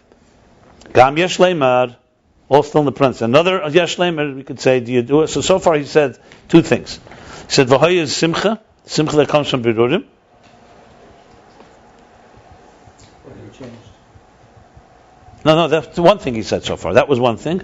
And he brought also the medrash. Okay, the simcha that comes from birurim. Now he says, Gam yesh leimar, do you do it? The zun yesh lehem, sheirish gavei yesem mechub. It's known that Zah and Nukva, the Midas, have a higher root than Seichel, than Chub de Zah, than the Meichen within Zah, than Chochma Bina within Zohar Ampin. So Zohar Ampin refers to the 6 Midas. Chesed Gvur, the first Netzach Yesod.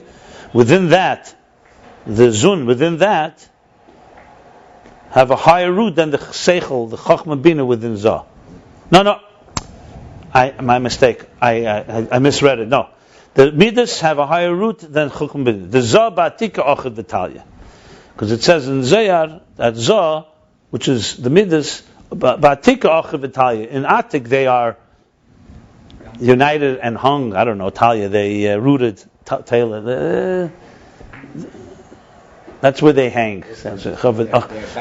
Bound. They're bound, and you could say not just talya as in hanging. And that's Italian also means dependent on. You could say that's where they come from. They originate from there. The grape is hanging on the thing. Yeah. It's there. And Chochma, but that's in Chub. That's why Chub is not an Atik Italian. I think at the end of it, we're not talking about Pnimis Chochmah. Because the Midas is the passion of the Midas comes from the passion of the Ratzon. That's what it is. That's why we can, you said the Rusa de Liba is... Maybe. Yeah. But he said also, the passion of the Midas passion comes from the passion of Ratzon and Tainug. I mean, he's not explaining it now. But what does he say? So what is the point here? So basically what he's saying from that is, let's see, V'gam b'chinas ha-malchus shorsha b'radla, and also Malchus is rooted in Reisha D'Leis Yada, which is the highest level of Atik. It means the head that is unknown. L'mayla ma tesviris, higher than the tesviris, higher than Malchus. K'moshe Beitz Chaim, like he says in Eitz Chaim. So what is that relevant to us? V'zeu v'hoya vovke kedem l'yutke. And that's the meaning. And why is vovke higher than yutke? Yutke is chachma bina. Vovke is midas and Malchus. Vov is midas ta, and Hey is Malchus. Right, exactly. But that calls them gamkim asher shayich leberurim. And generally speaking, this is also what is related to berurim. U'kenoida the berurim lamata, as it's known that the berurim, the refinement below, the hainu b'derech lamata lamayla, meaning through the work from the above below upwards. Heina berurim the b'chinas Malchus. Wow. Is the berurim of the level of Malchus, the koyach ha'ara shem ma deza, which comes from the power of ma, the power of bittul, or the power of ma within Zah, as it says elsewhere. The B'Shoshim, and that's why B'Shoshim HaKodum, Vav Ke Kodum. That's why in their original primal root, Vav Ke originates. So that's why you can tap it from up to down, because it's really going from down to up. And all this you can focus on when you say the words Baruch Sha'amar V'Hoya Ha'elam. V'Hoya, the Vav Ke comes before Yud Ke, is referring to the simcha that comes in the future. It comes from the simcha that you foresee in the future, from transforming, and that's the vavke that's higher than the yudke, that's rooted higher than the yudke. That's one interpretation of vahaya. Then comes interpretation two. The Ayin Beis and the vavke amri. That means in the future we will say, we won't say vaya anymore, we will say vavke. Okay. Look in the Medrash. Yeah, okay. So now that's interpretation one, that Vahoya is referring to the future.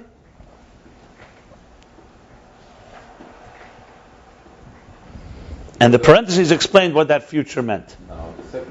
The Pashtus, I would say, this piece is from another Maimer, and the parentheses is Rebbe Rashab's explanation in a Maimer from the Alter Rebbe or the Tzemach Tzedek. I was most likely is what's going on here. Another interpretation is Vahoya Shemiyad Nishava, the opposite. Not future, but Miyad. Vahoya means Shemiyad, immediately. Nishava came into being, Kimiyad Sha'olah, but it's saying Poshet Golav Galifu. Immediately as it arose in his desire, in a simple desire, Golav Galifu, with engraved engravings. So that's the second interpretation. Vahoya Elam, it came immediately into being. So what was the first? First one refers to the future. Future what? The transformation of the world. The Kavoplimius Harotzen. Or it speaks about... So you have at least two Kavonis in Baruch Shama for today and for tomorrow. Today you could be Mechavid on the Osid, and tomorrow you can be Mechavid on the immediate. And there's all the levels. This is a whole chapter to be Mechavid in Baruch Shama. That's the goal. If after learning this, you daven Baruch Shama, if it's daf to sein, you'll probably be able to understand a lot of these ideas. That's the quick. Okay, I'm going to experiment. Shall I record it? Shall I record it? I didn't yet. No. Okay. Shall I record it? Yeah. Talmud film. It has to have some impact. It's more than just learning it. Now then you will be aware. This is going to be like a quantum. It's going to affect your... U'makol mokim ha'amira in the parentheses. U'makol mokim ha'amira she'amar v'hoya'el ma'az l'mayla da'im b'chinas galifu hanal k'moshe is ba'an. There's more kavanas still coming. And nevertheless, the amira she'amar v'hoya'el is still higher than galifu. Meaning, even though it causes it immediately. So here we go. We're talking about immediately in time. We're talking about that it's without any hefsek. In other words, for example, when I want to throw my stone, it takes time till I get to a stone until this. Here, God's desire immediately. Nevertheless, this doesn't mean that He's not higher than it. Okay. Right. So as shall be explained. 1 second. The Inyan Rishus V'Ratzin V'Sharatzin Ein Hechrachi Chas V'Shalom. He's going back now, B'Reish Manisa Demalka, the Rishus and Ratzin. So this was all appeared in Baruch Shamar, V'Haya Elam. So what's Baruch Shamar V'Haya Elam? It means that God, Atzmus, the Eir Ein Sof rather, Torem Shenetzal, before B'Reish Manisa, said Baruch Shamar, which is, he says, Ola B'Ritzeinei and B'Machshavtei, that V'Haya Elam, either because the transformation of it through Bidurim, the purpose in it, the joy from the Simcha of the Tzaddikim and so on, the Vavkei, or because it's referring to that it immediately emerges from his desire. Yet it's still above it and a higher. Now he goes back to the Lashon of now the Inyan Rishus V'Ratzin. In other words, Baruch She'amar V'Haya Elam is not a necessity. It didn't have to happen. It's Baruch. You're blessing him because he did it. He didn't have to do it. That's what he says. Rishus V'Ratzin of B'Reish Manisa Demalka. Yeah. The difference between the Shemesh and the Shemesh Mos sign. Yeah. Who's mitzad? So what he says like this: it's not that any coerced. It's not compelled. It's not forced. Because that which arose in his desire, that which arose in his desire, that there should be something separate from the essence, is because of the potential, the power, the ability that's within Atzmus. That's exactly chapter 60. 60? Yeah. Okay, that one, but he also said it earlier before that. About Ak, that's the one about Ak, yeah? No. It's a Yeah, it's the chapter about Ak. Look at the beginning, it's the chapter about Ak. How goes the Machshav, doesn't have to. I understand what you're saying. Okay, we'll look it up. We'll find. 1 second. Now here goes another heavy piece. So it comes from the Chachichil Shabbatzmus. What he's saying here is, you'd think, if it's something separate from Atzmus, so then it should be like me throwing a stone. I'm doing something outside of me. As a result, there is a certain element of Echrachis. But because it's coming, he's going to explain, but because it's coming from the power of Atzmus, so that too is he desires to do so. He doesn't have to do it. That's exactly what he said. Yeah. As it's known that the creation, the bringing into being of the Yesh, is specifically the power of Atzmus. Like it says in Ageres HaKedesh Simachov, the Ein Sof Atzmus in Mahusei, that Atzmus, the Ein Sof Atzmus in Mahusei, the essence and the essential personality of the Ein Sof is Shemetzus Matzmusei. That his Metzius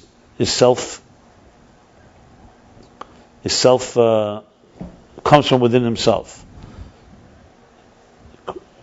His existence is from within himself. He is not an effect from any cause that precedes him, God forbid. Like everything else in existence, yesh la'ila v'siba. Everything, even oil. Everything has a tchila. Here, his Metzius is from Atzmusei. For hu levade, so specifically it says in the case, he is the only one. He's the only one that can actually, that has the power and the ability to bring into being yesh ma'ayin ve'efes hamuchot mamish, something that comes from nothing, from complete nothingness, literally. Without any cause and any root. Cause ila is closer to cause. Siba is more a distant cause. Other reason that precedes this yesh, which literally can mean that how did the yesh come into being? Oil can't create a yesh. Oil can only extend itself. It's like sunlight can't suddenly create a table. So how does this yesh come from where? No, because it comes from Atzmus. It's the only one that has the power to create such a yesh that doesn't have a identifiable root. It's the only ein tefillah. And it says in other places, because also the feeling we have, in our existence, we don't feel we have a source. That comes from Atzmus, that has no source.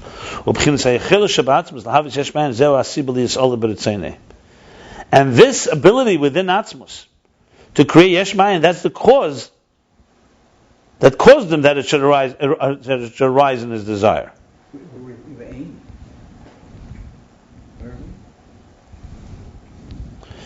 Now, in the parentheses, he adds, this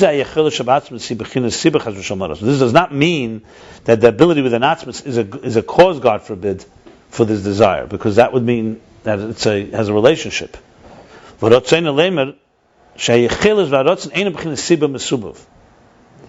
chelis and the rotzen, the ability and the desire, are not in the form of cause and effect.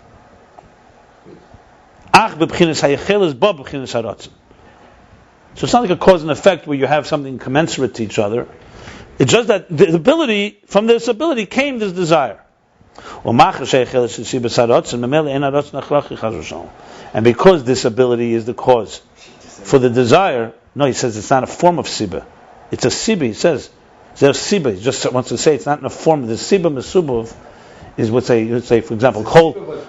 No, it's a cause, but it's not a commensurate cause. The siba mesubav is like, for example, when it's cold outside, it makes water freeze. There's a relationship between the two. That's siba mesubav.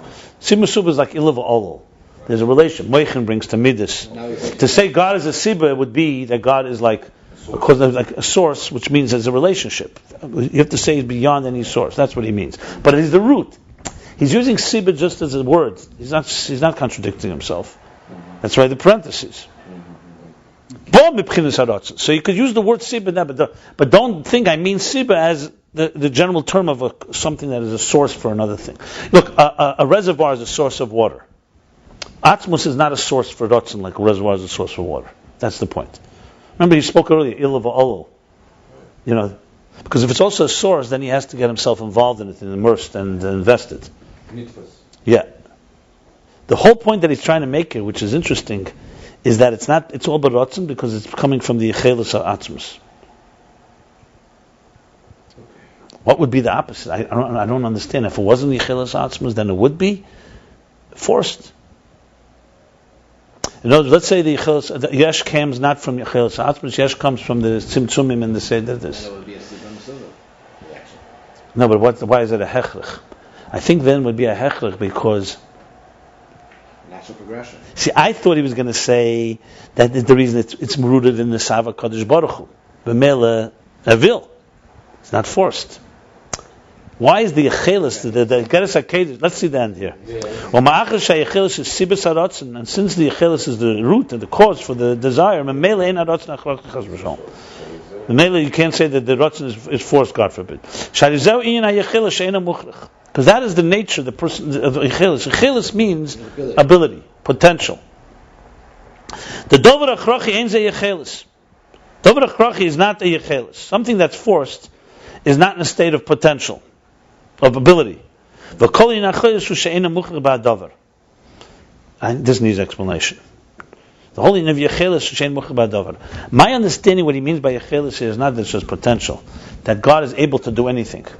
That's really what Yechelis means. Because like the Tzemach Tzedek writes that in the last year, the Alter Rebbe, he used the word Yechelis in Atzmus. Yechelis is like one of the closest words in Atzmus. You can say his ability to do anything.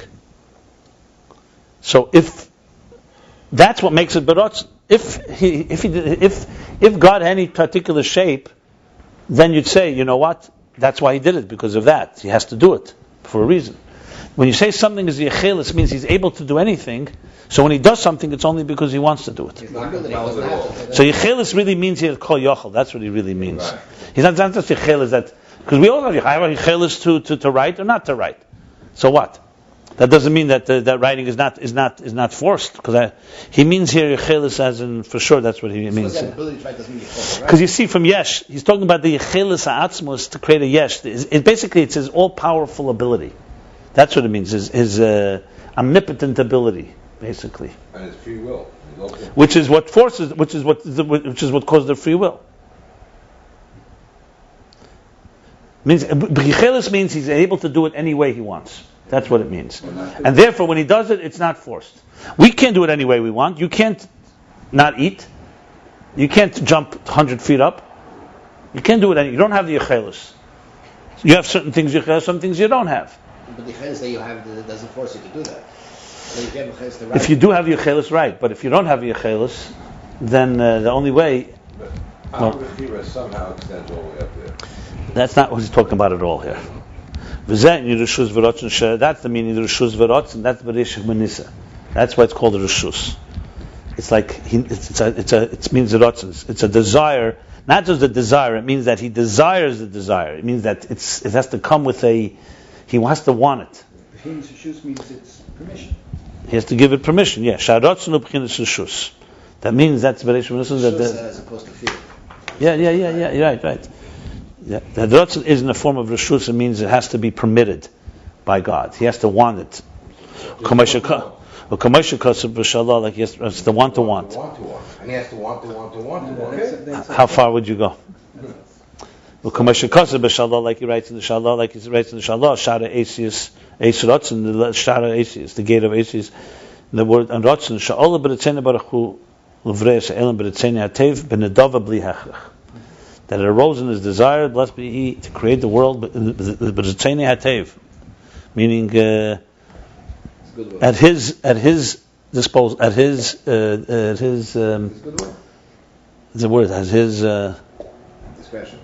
discretion or his goodwill. B'nedava as a donation, bli hechrach, not being forced. It means that all levels under it are muchrach in some way. Yeah. He set that up. That's the Shlashlos. Right, exactly. He set it up. This needs explanation, what the meaning is, why he brings the Geras HaKedesh. If he didn't bring the Geras HaKedesh and just said Yechelis HaAtzmus, therefore there's no Hechrach. What do you need the Geras HaKedesh for? That I don't understand. Okay, let's read the Kitzur. Why do you need the Geras HaKedesh? Skip the Geras HaKedesh. Every level basically has all the levels. The Cheda, but he's saying it b'yachas that the only one that can create the Yesh. He says, Masha in Nivdal. This is a very important line. You see, because he says with the gated line that for something to be Nivdal is Mitzad Yechelis. That's the key. That's a very important line. I don't understand why. It illustrates Yeholos, yeah? I understand. We wouldn't know what Yeholos is unless he said it. This line is such an important line. That line. It's so important because it connects with chapter 60 that he talks about that he created creations that were nivdal from him. That's why it's not that we have b'chila. We're not forced to do it. Remember the whole. What does it have to do with Yechelis of Atzmus? What does it have to do with Yechelis of Atzmus? That's exactly what he says there. That it's only because of Keichel V'chil. I know what it says there. Right. And what does it have to do with the discussion in this chapter? This chapter is trying to say that God is not muchach in his rotzen. Why isn't it gay to bring the creation of the Yesh to tell us that? What does it add even? I'm not sure. He said Nivdal also at the bottom of the previous page. He said, remember, he says that not the bottom. Where did he say? Yeah, that Nivdal Matzmusu V'Hu Ha'elam. Let me give it some thought. That's all. It needs a little thinking, and that's all. It's not black and white. Right, that's for sure. You want to say something? I think it's illustrating the fact that it's from his Yeholos, I guess. It's illustrating what is Yeholos by bringing the idea from creation from himself. That means illustrating. No, but read the line before it, because he brings the line before. He says, "Masha'al b'tzen to something to be nivdal is v'sad yechelis ha'atzmus." And what is Yeholos? You're just saying he's giving an example that God can do anything He wants. The Geras HaKedesh is just to say that God can do anything He wants. It's an example for that. Maybe I hear you. Maybe they can do anything He wants. He create even a yesh. So it just shows you. And also it hints to the fact that he has no cause, so therefore he's not forced to do anything. It's possible. I think there's more to it, but I have to think about it. I hear. Let me do the kitzur.